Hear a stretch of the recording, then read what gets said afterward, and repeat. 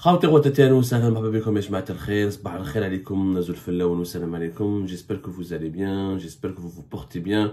Faites attention à votre santé. Nous on souffre, notre état grippal s'est beaucoup aggravé depuis hier. Bon, on essaye de résister encore. Normalement on se repose, normalement on ne fait pas d'émission, normalement on essaye de se rétablir. Merci beaucoup d'ailleurs pour vos nombreux messages qui nous souhaitent un rapide et bon rétablissement. Mais bon, il n'est pas possible de se reposer lorsqu'il y a des dossiers très chauds de l'actualité. Et malheureusement, lorsqu'il y a des grandes opérations de désinformation, de manipulation, et lorsqu'il y a des grandes propagandes qui visent à semer la haine, notamment entre deux peuples frères et deux pays voisins et qui sont censés être des pays frères comme l'Algérie et le Maroc, on se doit d'être là, d'être présent, d'être sur le front pour démentir les mensonges et pour vous éclairer et pour vous apporter une information fiable, de qualité et pour vous permettre d'analyser les événements loin de toute prise de position radicale, loin de tous les appels à la haine qui circulent malheureusement depuis hier. Vous avez bien compris de quoi je parle. Je pense que tout le monde s'intéresse à ce qui s'est passé hier à l'aéroport international d'Alger, lorsque l'équipe marocaine du RSB Berkane, la Renaissance sportive de Berkane, qui va jouer la demi-finale de la Coupe de Confédération de la CAF, Coupe de Confédération de la CAF africaine, dimanche demain le 21 juillet, le 21 avril, pardonnez-moi, demain le 21 avril à 21h au stade du 5 juillet. C'est un match très attendu, vous savez, les matchs, nous avons l'habitude, les matchs qui réunissent ou qui regroupent les clubs marocains et algériens, comme les matchs qui regroupent les sélections nationales algériennes et marocaines, sont toujours des matchs très intenses, très attendus, avec beaucoup d'attentes populaires, avec un engouement, un enthousiasme. C'est des derbies. Et la politique n'est jamais du football. Ce sont aussi des matchs qui permettent de raviver la rivalité entre les deux pays, la compétition, etc. Ce sont les deux grands pays du Maghreb, les deux plus grands pays, aussi parmi les deux plus importants pays de l'Afrique du Nord, et parmi les pays africains les plus importants, l'Algérie et le Maroc. C'est une longue histoire de tension, d'amour, de moi je t'aime plus, de concurrence, de rivalité, deux voisins qui se méfient l'un de l'autre, mais qui entretiennent l'un avec l'autre des relations historiques, ancestrales.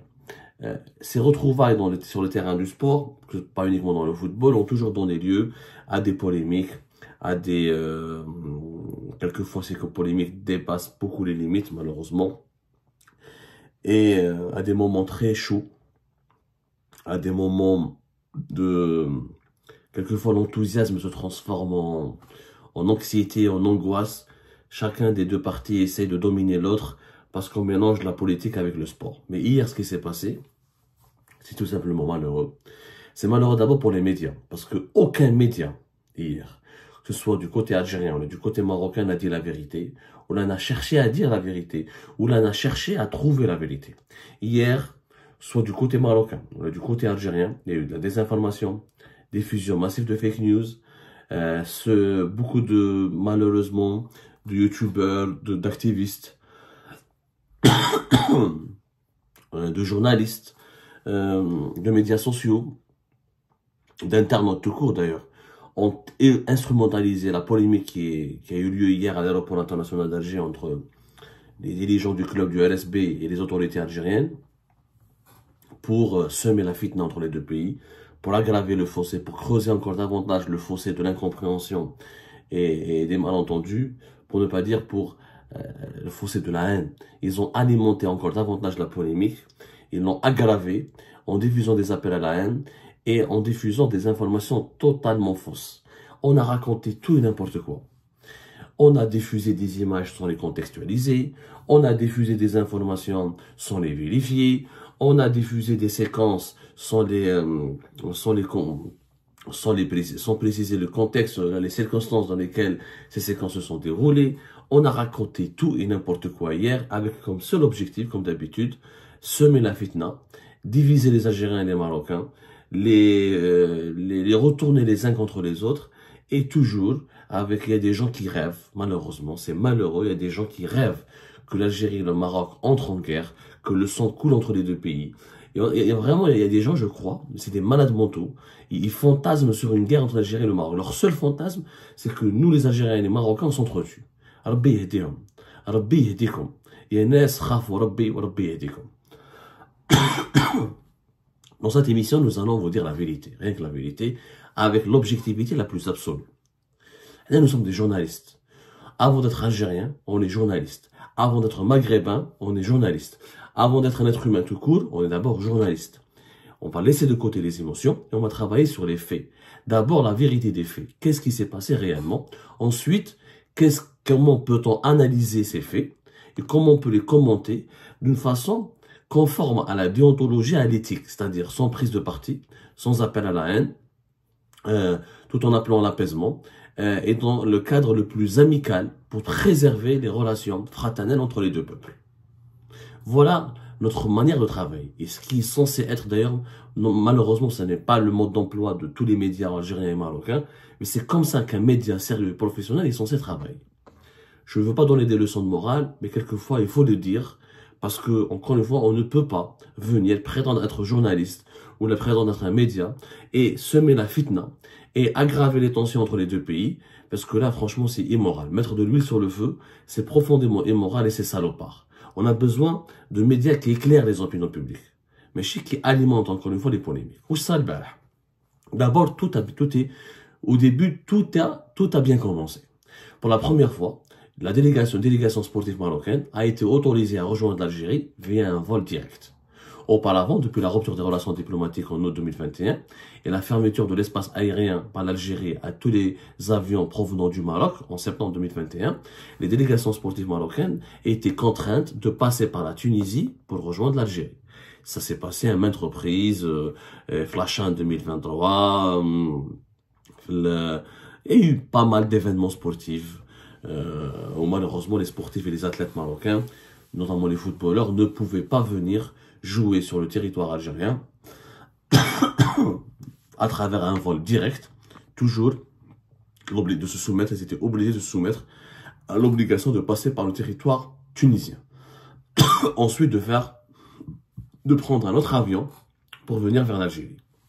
Ce qui était éreintant, harassant et malheureux en soi. Ça n'avait aucun sens. Et d'ailleurs, ce qui perturbait réellement le déroulement des compétitions sportives. Marahadi, l'Algérie a autorisé un vol direct parce que le staff et les joueurs du LSB Berkane ont pris un avion étranger. C'est un avion qui est immatriculé en Espagne. C'est un avion espagnol. Comme ce n'est pas un avion immatriculé au Maroc, donc l'interdiction de l'espace aérien en vigueur depuis septembre 2021 ne pouvait pas être appliquée sur un vol assuré par un appareil ou un avion étranger. Donc, c'était un signe encourageant, un apaisement, vraiment un signe d'apaisement. Les joueurs du LSB Berkane et leurs dirigeants sont venus via un vol direct, ce qui constitue une première. Une première depuis le début de la grave crise politique entre l'Algérie et le Maroc, depuis l'été 2021. L'accueil au début était très chaleureux. Alors, je dément catégoriquement. Nous avons vérifié toutes les informations. Au début, il n'y a eu aucun problème. Jamais les joueurs n'ont été maltraités, insultés, malmenés. Personne n'a été malmené.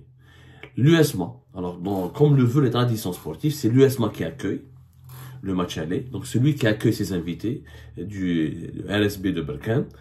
Le staff de l'USMA et les dirigeants de l'USMA ont fait leur travail. Ils ont été à la hauteur des traditions de générosité du peuple algérien. Ils se sont déplacés à l'aéroport, des bouquets de fleurs, du lben, des dates, du sourire, des paroles fraternelles, amicales. Il y a eu des photos, il y a eu des séquences qui immortalisent ces moments-là. Et malheureusement, elles n'ont pas été suffisamment diffusées, ou là, elles ont été diffusées plus tard, mais manipulées encore, et ils ont été utilisés pour attaquer le Maroc et les Marocains. Malheureusement, dans cette histoire, tout le monde a voulu uniquement attaquer, faire la guerre, provoquer, agresser. Personne n'était encore une fois dans un devoir de pédagogie de vérité. Donc la délégation de l'USMA et de la Fédération algérienne de football, qui sont les deux instances sportives chargées de l'accueil de l'équipe marocaine et du bon déroulement du match aller de la demi-finale entre l'USMA et le LSB Berkane, ont fait leur travail. À aucun moment, lorsque les joueurs et les dirigeants du LSB Berkane, lorsqu'ils ont débarqué, lorsqu'ils ont atterri à l'aéroport international d'Alger, c'était un accueil chaleureux et favorable, amical et fraternel. Les joueurs ont accompli leur démarche, ils ont quitté l'aéroport, ils ont rejoint leur bus pour ensuite rallier l'hôtel où ils doivent camper, leur lieu de campement, comme on dit, leur QG de campement pour se reposer, ensuite commencer leur entraînement, etc. et entamer les préparatifs pour le match de demain dimanche 21 avril. Le problème a commencé avec les douanes algériennes, avec les services de sécurité. La Fédération algérienne de football et l'USMA ont fait leur travail. Les douanes algériennes, ils ont fouillé, ce qui est normal pour toute opération de fouille, des bagages des membres de la délégation marocaine. Il ne s'agit pas d'une délégation diplomatique, ce n'est pas des valises diplomatiques pour que les services de sécurité ne peuvent pas les fouiller. Ce sont des bagages de sport, des bagages. Les sportifs n'ont pas les statuts de diplomate. Mais un service de sécurité d'un aéroport policier à travers, dans n'importe quel aéroport à travers le monde, de faire une fouille. Les services de sécurité et les douanes, d'abord les douaniers, ont trouvé des maillots. Le maillot officiel de l'équipe de LSB Berkane avec la carte géographique marocaine qui intègre au Maroc le territoire du Sahara occidental. C'est un maillot officiel de l'équipe du LSB Berkane. Bien sûr, au Maroc, cela ne choque pas, puisque le Maroc considère le Sahara occidental comme étant une partie intégrante de son territoire, et on les appelle même les provinces du Sud. Donc la carte géographique du Maroc, telle qu'elle a été imprimée ou floquée sur les maillots de LSB Berkane, au Maroc, elle ne pouvait pas causer polémique parce que le Maroc reconnaît, pour lui, il s'agit de la préservation de l'unité nationale. L'Algérie ne reconnaît pas cela. Et les services de sécurité, quand ils ont fait ce maillot, ils ont ticté, il y a un problème, ils ont saisi des équipements sportifs. Il y a eu une saisie. Les dirigeants du club ont été retenus à l'aéroport, les joueurs ont regagné le bus, il y avait les dirigeants du club qui étaient retenus pour parler avec eux, pour leur soumettre un problème. Les autorités algériennes, enfin, les services de sécurité de l'aéroport et la douane leur ont dit nous sommes désolés, on ne peut pas autoriser l'introduction de ces équipements sportifs parce qu'il y a la carte géographique du Maroc qui intègre le Sahara occidental, ce qui est contraire aux positions de l'État algérien, ce qui est contraire aux positions de l'Organisation des Nations Unies. Ça a commencé comme ça la polémique. Mais à aucun moment, il n'y a pas eu de blocage. Beaucoup de médias marocains disent que l'équipe a été bloquée. L'équipe n'a pas été bloquée. L'équipe a pu rejoindre le bus, tout s'est bien passé. Quand les dirigeants ont commencé à parler mal, les représentants à les douanes algériennes, à les services de sécurité, les dirigeants du club LSB Berkane, disent que non, c'est notre maillot officiel. Et c'est vrai que c'est le maillot officiel du LSB Berkane depuis la saison 2023-2024. C'est le maillot extérieur. C'est-à-dire c'est le maillot avec lequel joue l'équipe du LSB Berkane, de la Renaissance sportive de Berkane, quand elle se dispute ses matchs à l'extérieur du pays. Il y a sur les terrains étrangers, pas au Maroc. Comment dirais-je? C'est un maillot officiel enregistré auprès de la Confédération africaine de football et qui a été utilisé cette année. Cette année. Vous allez voir les séquences des matchs à l'extérieur du LSB Berkane dans la compétition et dans la CAF, dans la Coupe de Confédération de la CAF. Vous allez voir que, effectivement, ils ont joué avec ce maillot où on voit la carte du Maroc avec le Maroc, le territoire marocain qui intègre la partie du Sahara occidental. Qui intègre le territoire du Sahara occidental qui est inclus dans le territoire marocain. Jusque-là, ça n'a pas causé problème puisque l'équipe marocaine s'est déplacée dans d'autres pays qui n'ont pas protesté et qui n'ont pas soulevé ce point, qui n'ont pas critiqué ce point et qui ont autorisé pour eux, parce que alors là on est obligé de faire un peu de politique et je m'arrête de faire un mot. Il est vrai que le territoire du Sahara occidental et les problématiques, son statut n'a pas été encore défini officiellement par l'Organisation des Nations Unies, qui le classe comme un territoire non autonome ou là un territoire en cours de décolonisation, mais non plus l'ONU. Elle ne soutient ni l'indépendance du Sahara occidental, ni ne soutient officiellement la souveraineté du Maroc sur le Sahara occidental. Elle dit juste que c'est un territoire qui cause problème et que dont le statut doit être dont le statut doit être résolu, éclairé, dont le statut n'a pas été encore défini et déterminé. Mais je fais mon parce que les Algériens, c'est contre les règles de l'ONU. Oui, mais il n'y a pas eu une résolution de l'ONU qui dit que le Sahara occidental doit être indépendant. L'ONU, elle dit qu'il faut qu'il y ait un processus d'autodétermination, c'est-à-dire aux habitants du Sahara occidental de choisir est-ce qu'ils veulent être indépendants ou là, est-ce qu'ils veulent être avec du côté du Maroc. Pour le moment, il n'y a pas eu de référendum, il n'y a pas eu ce processus-là. Donc, on ne peut pas dire que l'ONU veut l'indépendance du Sahara occidental. Ça, c'est complètement faux non plus. Il faut arrêter de mentir. L'ONU n'a pour le moment tranché ni pour l'indépendance du Sahara occidental, ni pour la souveraineté marocaine. Et il faut constater, ça il faut le reconnaître, que la majorité des pays à travers le monde ne soutiennent pas l'indépendance du Sahara occidental. La preuve, beaucoup de pays africains dans lesquels le RSB Berkane a joué, ils n'ont jamais protesté contre le maillot du RSB. Alors que cette année, il y avait la carte du Maroc telle que les autorités marocaines la diffusent, c'est-à-dire avec le territoire du Sahara occidental. Les autres pays africains n'ont jamais protesté, n'ont pas soulevé, il n'y a pas eu de polémique, ils n'ont rien critiqué, parce que dans beaucoup de pays africains, ils ne soutiennent pas l'indépendance du Sahara occidental. Les pays traditionnels qui soutiennent cette option, c'est l'Algérie, c'est Cuba, c'est le Venezuela, c'est l'Afrique du Sud, mais beaucoup d'autres pays africains où ils sont neutres, ils ne s'intéressent pas à ce conflit, ils ne prennent aucune position, où ils soutiennent le Maroc. Moi, je te fais un mot. Et encore une fois, dans le cadre de l'ONU, le statut de ce territoire n'est pas déterminé encore.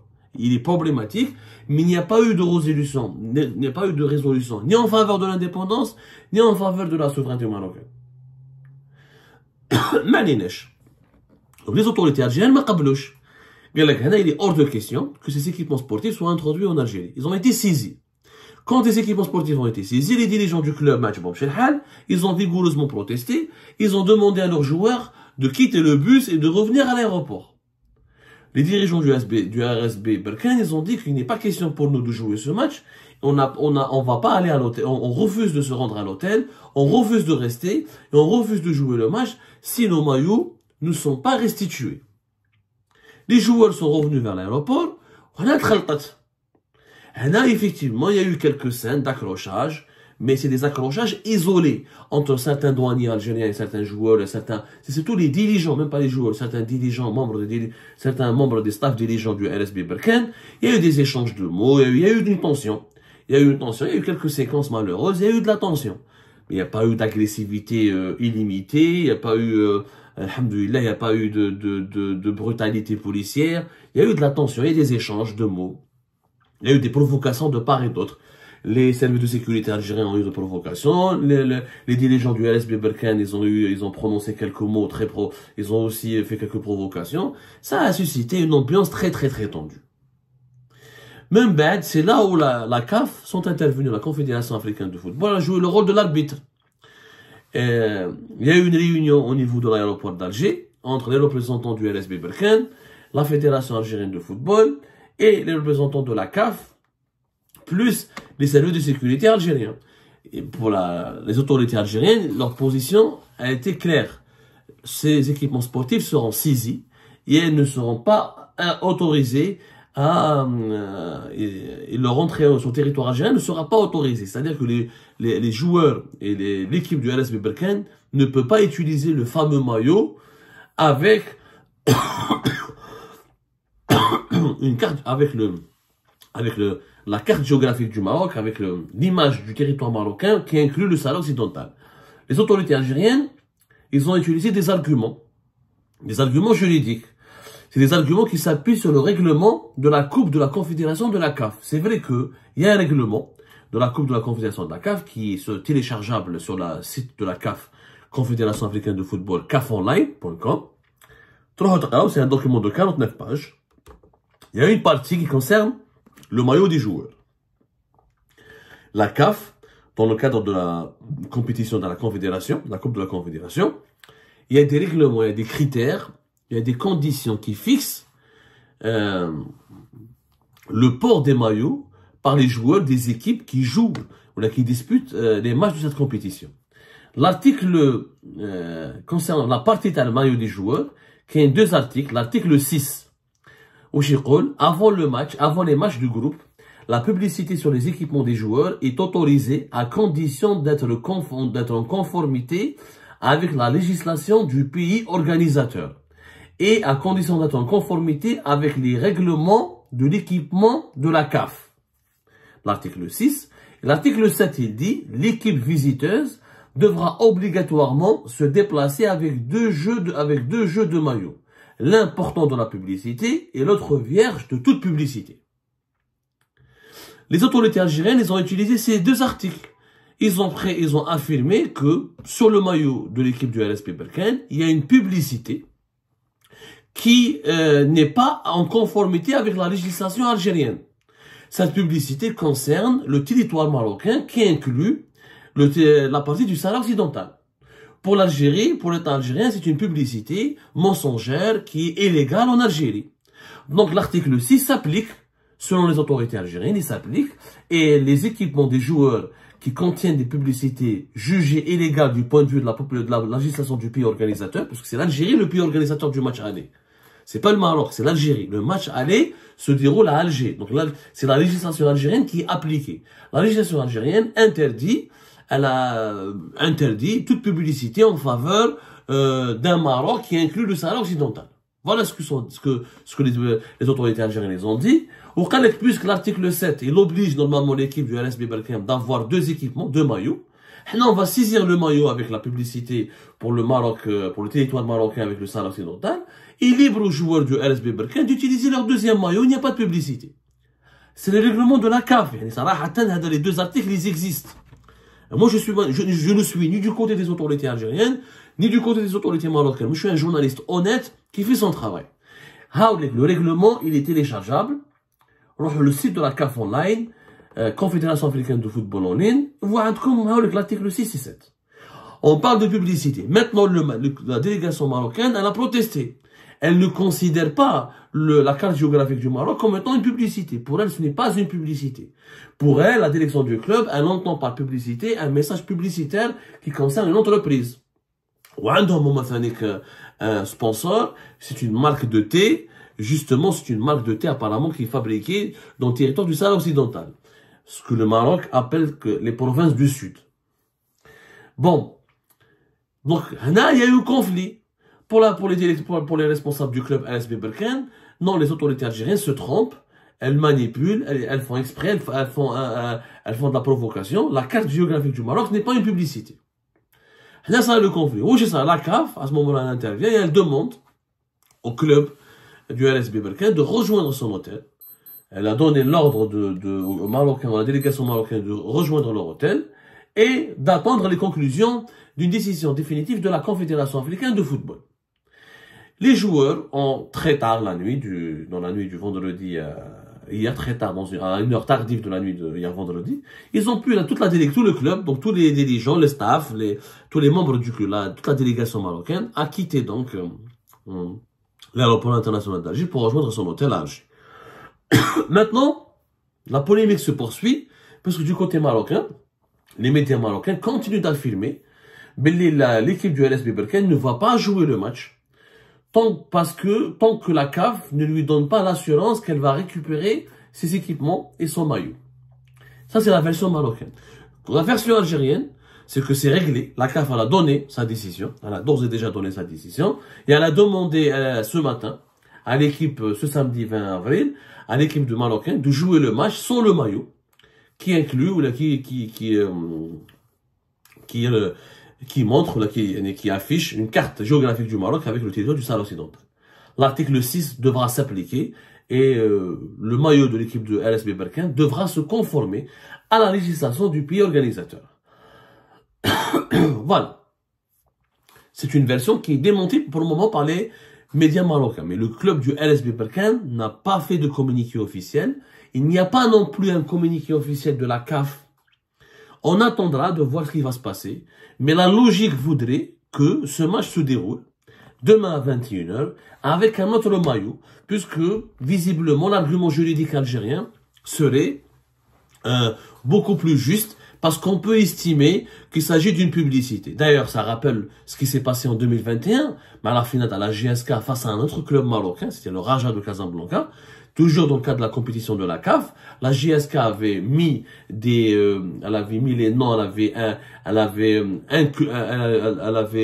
maillot de la JSK portait des inscriptions en Tifina, en langue berbère, en Tifina, et la CAF a fini par interdire ces inscriptions, parce qu'il y a une loi, effectivement, dans les règlements internes de la CAF, les noms des joueurs doivent être écrits en alphabet latin, et que les maillots doivent être neutres politiquement. Et la neutralité politique, effectivement, c'est une règle qu'on retrouve dans les statuts de la FIFA. La statut de la FIFA, le mot neutralité, il est utilisé à 4 reprises, pardonnez-moi.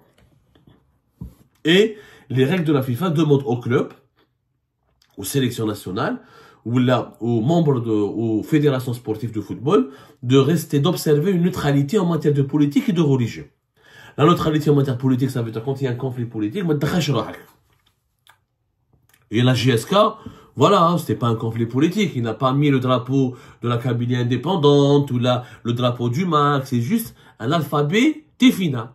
Et il a écrit le nom du club et le nom des joueurs avec l'alphabet, les lettres berbères, les lettres de la langue amazigh traditionnelle, originale, le Tifina. Et ça a été interdit. Mais à l'époque, le JSK n'a pas crié au scandale, l'Algérie n'a pas crié au scandale, mais le match face aux joueurs marocains du Raja Casablanca s'était déroulé au Bénin, à Cotonou. Le match a été reporté d'ailleurs. La victoire finale était revenue au club marocain qui a remporté le titre cette année-là.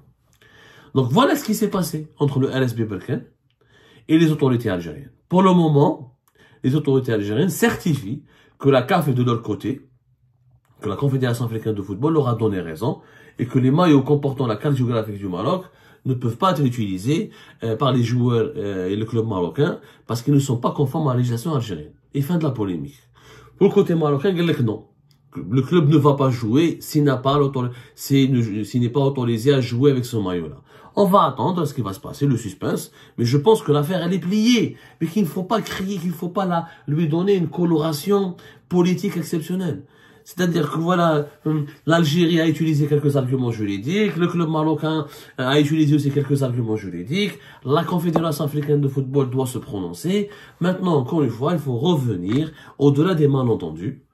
L'affaire du Sahara occidental doit rester au niveau des Nations Unies. C'est aux Nations Unies de régler ce problème. Ce n'est pas à l'Algérie de régler ce problème. Et ce n'est pas au Maroc d'imposer la résolution de ce problème. C'est aux Nations Unies. Il faut aller à New York et au niveau du Conseil de sécurité de régler ce problème définitivement. Là, c'est un match de football entre deux pays frères. Entre des frères, on peut avoir beaucoup de malentendus, beaucoup de problèmes, beaucoup de tensions. Mais on reste frères, l'amitié, la fraternité, la bonne ambiance, la joie, doivent primer sur toutes les considérations politiques. Et pour cela, il faut que les médias arrêtent d'alimenter les polémiques, de semer la fitna, et lancent des appels au calme, et se préoccupent de la vérité, rien que la vérité, avant d'essayer d'imposer des agendas politiques aux opinions publiques.